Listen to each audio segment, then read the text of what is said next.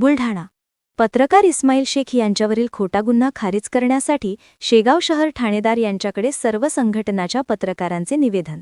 शेगाव, दिनांक 6 डिसेंबर 2025.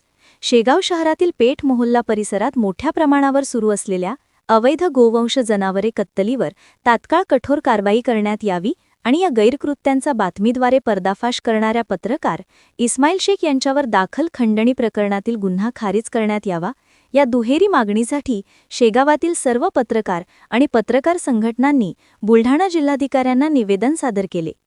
पत्रकार संघटनांनी दिलेल्या निवेदनात म्हटले आहे की संत गजानन महाराजांच्या पदपावन स्पर्शाने पवित्र झालेल्या शेगावमध्ये सध्या अवैध कत्तलीचे प्रमाण वाढत असून पेठ मोहल्ल्यासारख्या दाटीवाटीच्या राहणी भागात चोरीची जनावरे आणून त्यांची क्रूरपणे कत्तल केली जात आहे. शहरात कुठेही परवानाधारक कत्तलखाने नसतानाही घराघरात असे प्रकार सुरू असल्यामुळे दोन समाजांमध्ये तणाव निर्माण होण्याची भीती असल्याचेही त्यांनी निवेदनात नमूद केले आहे.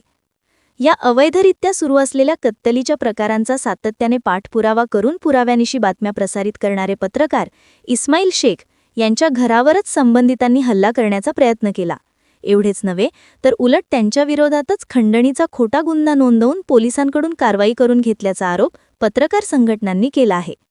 तक्रारीतील मजकूर व परिस्थिती पाहता प्राथमिक चौकशी करूनही गुन्हा दाखल होऊ शकत होता, मात्र पोलिसांनी कोणतीही चौकशी न करता थेट गुन्हा दाखल केल्याने त्यांच्या भूमिकेवर प्रश्नचिन्ह उभे राहिले आहे, असे निवेदनात नमूद आहे. पत्रकार संघटनांनी शेगाव शहर ठाणेदार यांच्याकडे केलेल्या प्रमुख मागण्या पुढीलप्रमाणे आहेत. पत्रकार इस्माईल शेख यांच्यावर दाखल गुन्ह्याची निष्पक्ष चौकशी करून तो तत्काळ खारिज करण्यात यावा. पेठ मोहल्ल्यात सुरू असलेले अनधिकृत घराघरातील कत्तलखाने तात्काळ बंद करण्यात यावेत. परिसरात सीसीटीव्ही बसवून पहाटेच्या सुमारास नियमित पोलीस कारवाई करावी.